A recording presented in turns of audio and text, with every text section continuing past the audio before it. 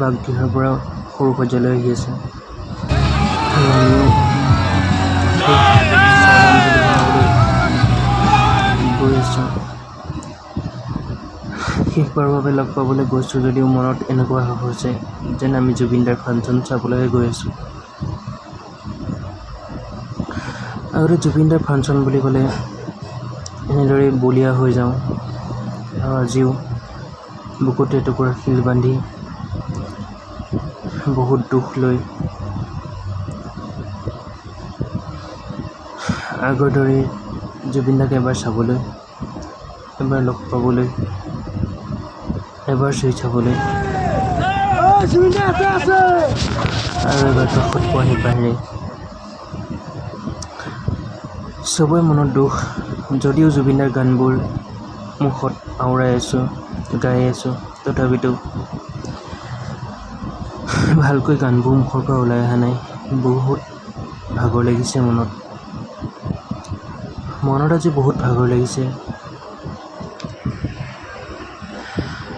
সেই ভাগৰতে জুবিনদাৰ প্ৰতি থকা অসমীয়া শ্ৰদ্ধাৰ জুবিনদাৰ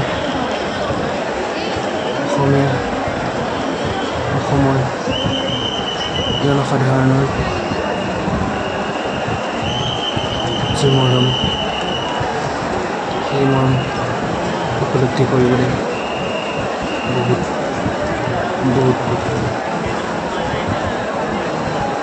চকুৰে মৰিব নোৱাৰালৈকে মানুহ, কেৱল মানুহ, জনসাধাৰণ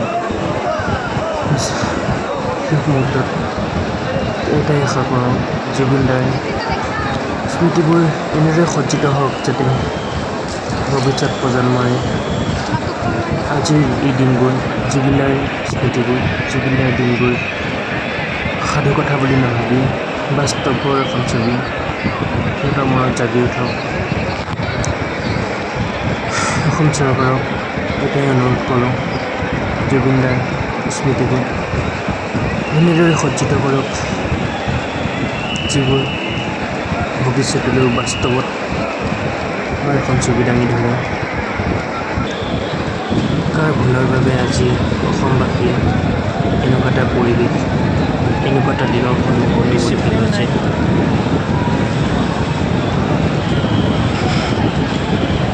যি